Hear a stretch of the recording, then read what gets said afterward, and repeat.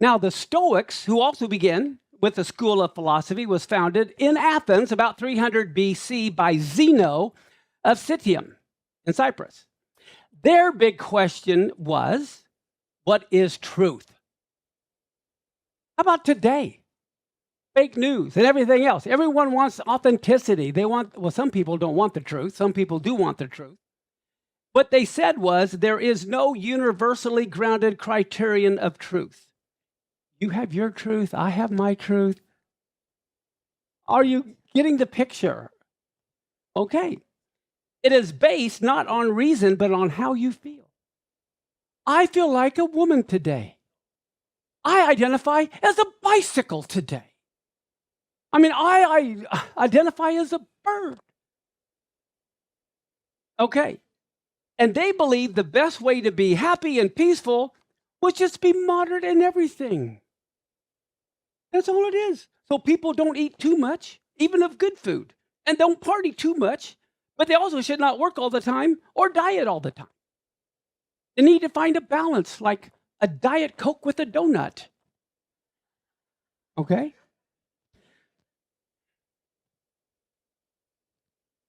So the big question is, what is truth? Well, listen to John 18, verse 37 and 38. Pilate said to him, "Are you a king?" And Yeshua answered, said, "You rightly are saying that I am a king. This is why I was born. This is why I've come into the world, that I could bear witness to the truth. Everyone who's of the truth hears my voice." And Pilate said to him, "What is truth?" He was a Stoic. He wasn't Epicurean. We're getting into his mind, and we're knowing he was follower of the Stoic philosophy. Now, here he is, Acts 17, 22 through 28. Then Paul stood in the midst of the Areopagus. Actually, it was Mars Hill.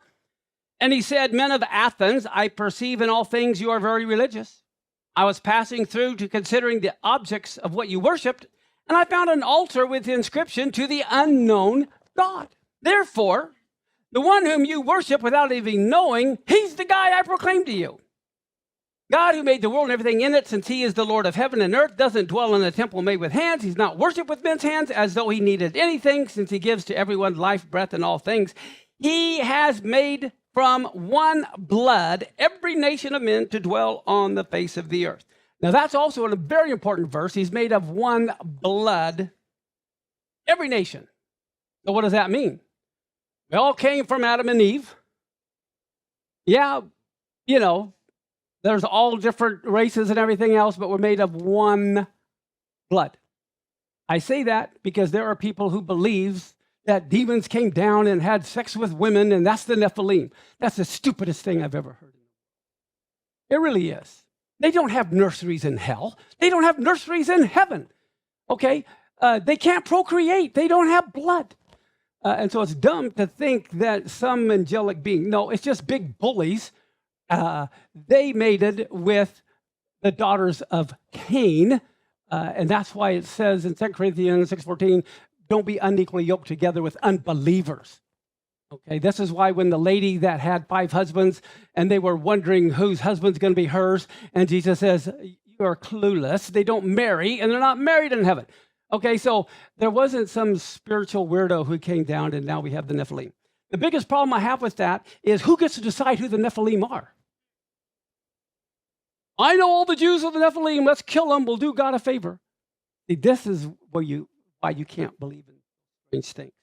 Aside from that, let's go back. So here we are. It says he has made from one blood every nation of men to dwell on all the face of the earth, and he has determined their pre-appointed times and the boundaries of their dwellings, so that they should seek the Lord in the hope that they might grope for him, find him, though he is not far from every one of us. Now, are you ready to have your world rocked?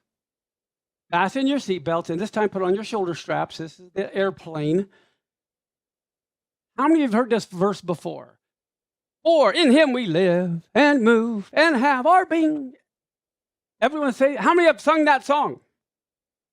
Did you know when Paul quoted that verse, in him we live and move and have our being, he was talking about Zeus, not God? He wasn't talking about God when he said, in him we live and move and have our being, and all these people in churches are singing, in him we live and move and have our being, and he's talking about Zeus. You want me to prove it? Okay, I'll prove it. And guess how I prove things? I use the Bible. First off, here we go. In him we live and move and have our being. But look at the very next verse. As some of your own poets have said. He's not quoting scripture. He's quoting Greek poets. How many of you know there was no church in 600 BC? There wasn't any church. But Paul was smart, and he went to Greek philosophy school. And he's trying to win the Greeks by out-philosophizing them. He's trying to use, it's like us trying to convince the Muslims that Allah is the creator of the universe. Allah is not the creator of the universe. Allah is a false god. But when you try to synthesize, and bring these things together to win some, you're nuts. Look at this. There was a gentleman named Epimenides who was in the 6th century BC. He was a Greek seer. He was a philosopher. He was a poet. It was said that he fell asleep for 57 years in a cave in Crete that was sacred to Zeus, after which he repeatedly awoke with the gift of prophecy.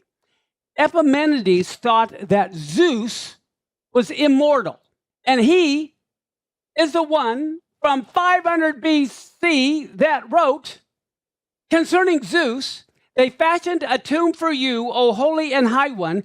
The Cretians, always liars, evil beasts, idle bellies, but you are not dead, Zeus. You live and abide forever, for in you we live and move and have our being. He was quoting a philosopher of 600 years earlier than him, because he'd been to philosophy school and he's trying to reach them with Greek philosophy, but he's speaking about Zeus. And look at this. The Cretians are always liars, evil beasts, idle. Guess what? Look at Titus 1:12. One of themselves, even a prophet of their own, said the Cretians are always liars, evil beasts, slow bellies. That is also, he's quoting again Epimenides from 600 years earlier. This is how I know he went to Greek philosophy school. You following me? He's quoting Greek philosophers, and we're thinking this is something downloaded from God. This is why you got to know history. But wait, there's more. See right here, Titus 1:12. One of themselves, the Bible even tells you it's one of the prophets of their own that said this. But when we just read the scripture, but we don't read the scripture and see that he's talking about one of their prophets, we assume that it has to do with something he got down from God. No, he got this downloaded from philosophy school. The lie of the Cretians, he called the Cretians are always liars? The reason that he called them liars is because the Cretians thought Zeus was a mortal, but he knew he was immortal. This is the reason he's calling the Cretians liars. Now, there was another Greek poet from where? From where? Cilicia. This is Paul's hometown. Paul knows this guy. He studied this guy. He lived at 310, I didn't know him personally. He lived between 310 BC and 240 BC. And he wrote a book called Astronomy. All right, now again, in 200 BC in Greek, did any of the Greek heathen know God? No. Listen to what he wrote. He's combining Epimenides with Aratus when he wrote that verse in the Bible. He says, let us begin with Zeus, whom immortals never leave unspoken. For every street, every marketplace is full of Zeus. Even the sea and the harbor are full of this deity. Everywhere, everyone is indebted to Zeus, for we are indeed his offspring. That's what that verse said just a little bit ago. In him we live and move and have our being, for we are indeed his offspring. He's quoting these two different Greek poets from centuries before and combining it, and Christians think they're singing about God. He's not. Here they're whooping and hollering and singing this verse to Zeus. But wait. There's more. We have another gentleman. Oh, I went the wrong way. His name was Menander. He was a Greek dramatist who also lived between 342 and 291. He wrote over 100 comedies. He did many dramas. We have his literature. It's still around. Okay? Now, listen to this. First off, let me say this about Menander. Notice when he lived. You see that? 342 to 291. Alexander the Great was 365 to 326. So we know Menander personally knew Alexander the Great. Alexander the Great died like at 30 years old.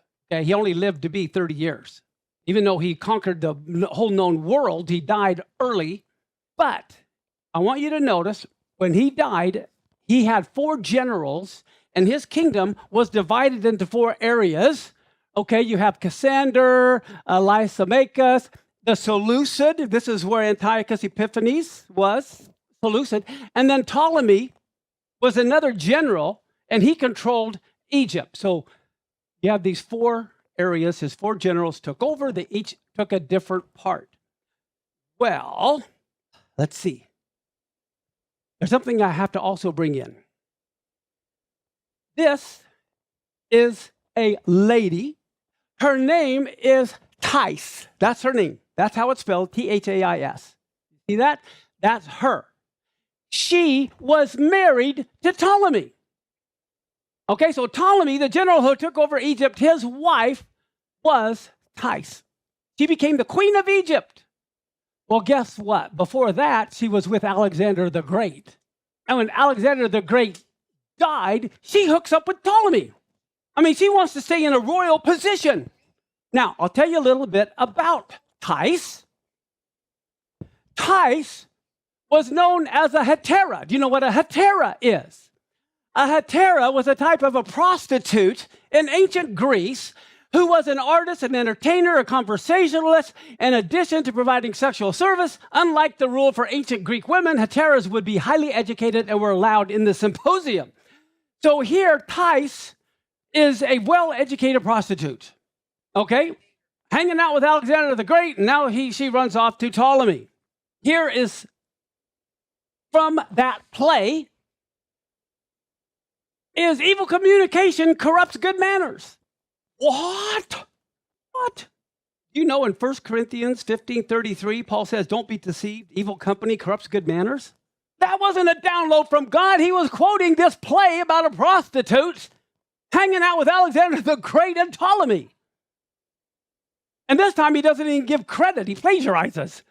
Are you a prophet of their own? Okay. Now, I'm not against Paul. Okay. I'm not against the New Testament. But you have to study. You got to know what you're reading. Does that make sense? Hey, this was written 300 years before Paul. They have it. You can read it. You can see it. They have these plays. So what do we see? I'm almost done. 1 Corinthians 15:33 is that says evil company corrupts good manners. Now we're on Acts 18:1 through 5. Do you see where Athens is? We were in Athens on our trip last year. And then we went over to Corinth. Notice, if you remember, there is no church of Athens, but there's a synagogue of the Corinthians. So let's take a minute and let's look at Acts 18:1 through 5. After these things, Paul departed from Athens and he came to Corinth. And he found a certain Jew named Aquila, born in Pontus, lately come from Italy, with his wife Priscilla, because Claudius had commanded all the Jews, they got kicked out of Rome. And they came to them, and because he was a tent maker like them, he abode with them, for by their occupation they were tent makers. And look again, here's Paul, reasoned in every church on Sunday. Oh, no. He reasoned in the synagogue every Sabbath and persuaded the Jews and the Greeks. They're all in the synagogue. There's not a church and a synagogue. And when Silas and Timothy were finally come from Macedonia, Paul was pressed in the Spirit, testified to the Jews that Jesus was the Messiah. Now let's look what happens in 1 Corinthians. He finally goes, and it's his first letter to the Corinthians. And he says in chapter 1, verse 17 through 23, after leaving Athens, he goes, my mission from the Messiah is not to baptize, but to tell the good news, not, however, in the language of philosophy, lest the cross of Christ should be robbed of its meaning. The message of the cross is indeed mere folly to those who are in the path to ruin. But to us who are in the path of salvation, it's the very power of God. For Scripture says, I will bring the philosophy of the philosophers to nothing, and the shrewdness of the shrewd I'll make of no account. Where is the philosopher? Where is the teacher of the law? Where is the disputant of today?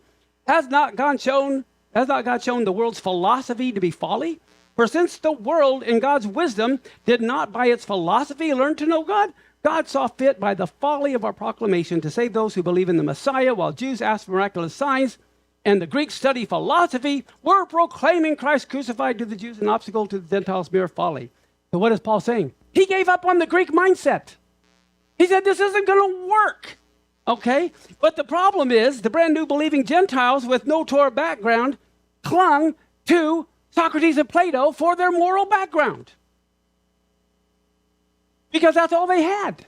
They didn't know Hebrew. So all their moral philosophy was based on Socrates, Plato, and Aristotle. Okay, with that said, the Galatians worshipped the zodiac, astrology, horoscopes.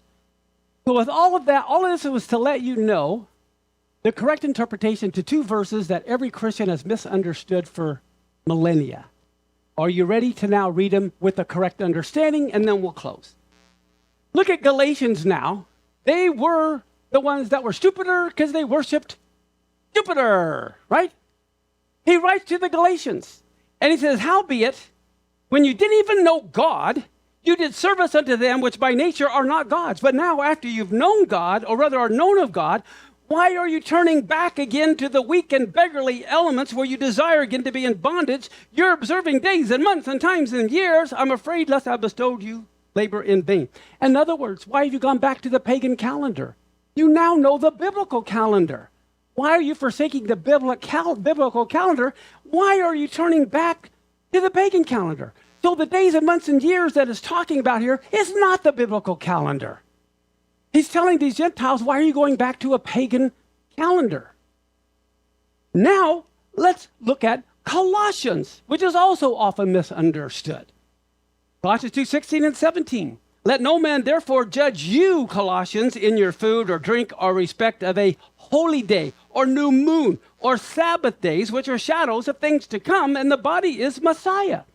Okay, now wait a minute. He's not talking about months. He's talking about new moons. He's not talking about days. He's talking about holy days. So what is going on to the Colossians, he's saying the Colossians are next door to the Galatians. And he's saying, Colossians, don't let these stupider Galatians tell you to go back to the pagan calendar. Don't let anyone judge you because you're keeping the Sabbaths. You're keeping the feasts. You following me? To the Galatians, he says, why are you going back to the pagan calendar? To the Colossians, he's saying, don't let the Galatians judge you because you're keeping the Sabbath. You're keeping the holy days. And then he says, these are shadows of things to come. Which is the real plane and which is the shadow? Okay. Well, guess what? A shadow is of something real. If you get rid of the shadows, you don't know there's a real. This is why we keep the feast, because there's a shadow of a real. And look, right there is Iconium, and right there's Colossae. They're next door neighbors. So he's telling the Colossians, don't listen to these stupider Galatians. He's telling you to go back to the pagan calendar. That all make sense? And again, in Genesis 1:26 is an extra verse. God said, let us make man in our image. That word Hebrew image there is shadow. We are God's shadow. You are God's shadow. Well, we don't need you. You're just a shadow. Hello? Looking at each and every one of you tells me God is like this. There's God. There's an image, a shadow. Every one of you are shadows of God. Which is why we don't get on each other's cases. We try to find out the God that's in you. Wow. Why would we want to tear down someone who is a shadow of God? We need to find out. Okay, I'm done. Sorry. Let's stand.